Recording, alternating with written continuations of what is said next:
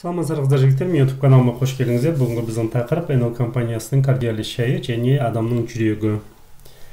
Адамның жүрегі дегеніміз не? Ол қандай орган? Адамның жүрегі бұл насос ретінде қызмет атқаратын, бүкіл денеге қанды айдайтын кішкене ғана орган. Адамның жұдырығымен бірдей, әркім өз жұдырығын түйіп көрсе болады. Сол әр адамның өз жүрегімен жұдырығы сай келеді.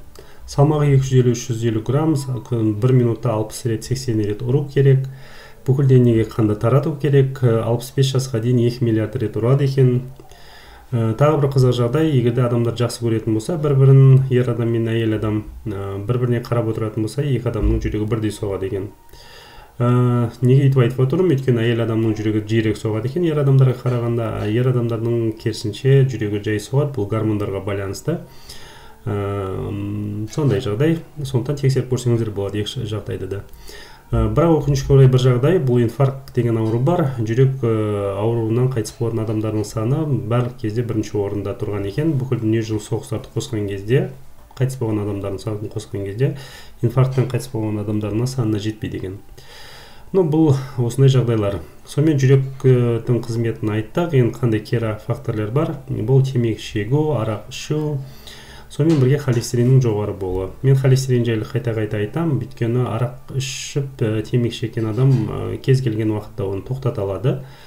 Егерде тоқтағысы келсе, холестерин жоқ төмен түсіру бұл кішкене қиындау, өйткені ол біздің күнделікті жейтін тамағымызға байланысты.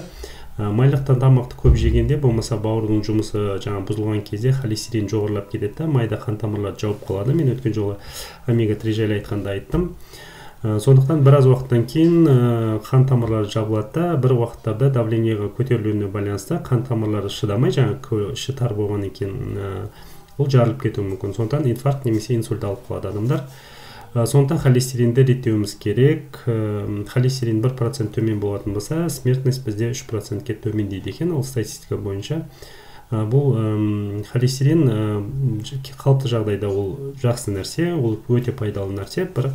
Бірақ жаңа майлы тамақты көп жеуге или бауырдың жұмысына байланысты ол көтеріп кетеді, адамға қауіп төндіре бастайды. Сондықтан холестерин төмен ұстауымыз керек. Бұл бір жағдай. Сонымен холестерин, арақ ішу, темекі шегу, одан кейін тағы адамда стресс болу. Стресс, кешеде айттым, кешегі бір немде, стресс ұзақ уақыт болатын болса, стресстің әртүрлісі бар да, адам бір рет ашуланды, ол қайтып кейін орнына келді, қайтып ашуланған жоқ біраз уақытқа дейін, көңіл күйі жақсы болып жүрді біраз уақытқа дейін, онда ол ешқандай влиять етпейді организмге. Адам үнемі стресспен жүретін болса, ол күндердің күнінде адамға өте кері әсер етеді. Бұл біріншіден нерв жүйесін жұқартады, нерв жүйесі өте қатты тозады. Ол бір жағдай, одан кейін соның бәрі жүрекке, одан кейін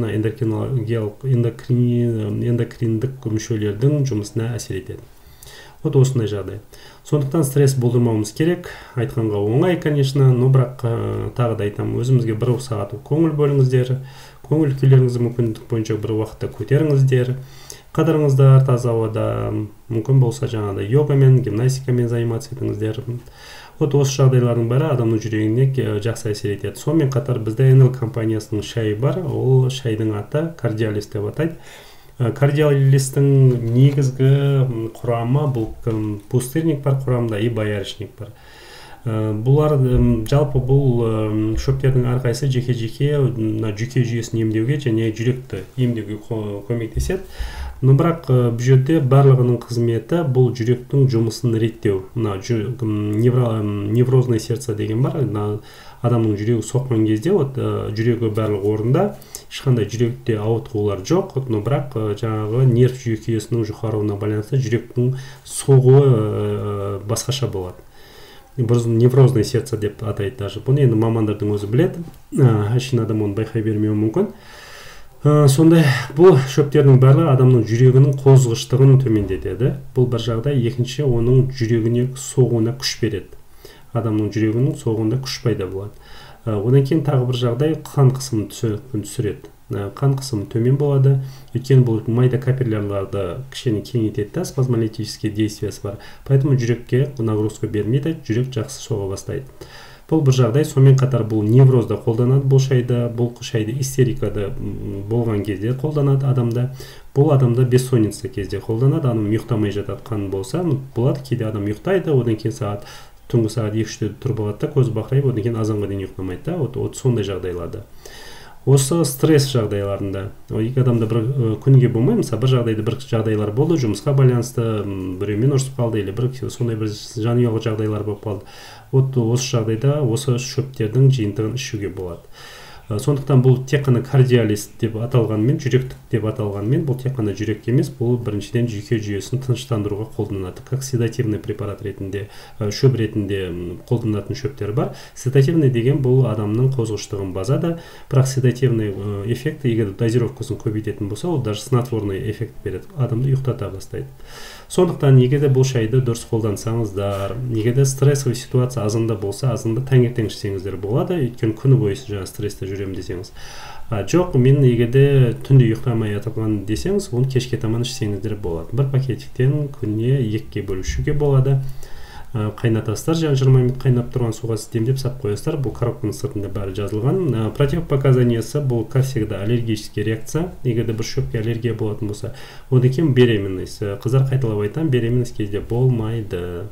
Өйткені біріншіден бұл бады болып тіркелген, екіншіден жүкті әйелдерге бұндай шөптерді беру кішкене қауіптірек, өйткені давлениені түсіріп жіберуі мүмкін. Сондықтан давлениенің қалыпты болуы маңызды, әсіресе жүкті әйелдерде. Так, осы қысқаша айтқан болдым. Егерде жүрек жайлы, невроз жайлы, психоз жайлы, болмаса осы шөптердің құрамына жайлы тыңдағыларыңыз келсе, жазыңыздар. Менде бір отдельно әр шөп жайлы менде осындай видеороликтер болады, оны ютубқа қоямын. Сондықтан пустырник жайлы, мята жайлы, тағы басқа шөптер жайлы ол видеоролик әрқайсысына әр шөпке жеке-жеке болады. Тыңдағаныңызға рахмет, қош сау болыңыздар, подписка жасаңыздар, лайк қойыңыздар. Рахмет.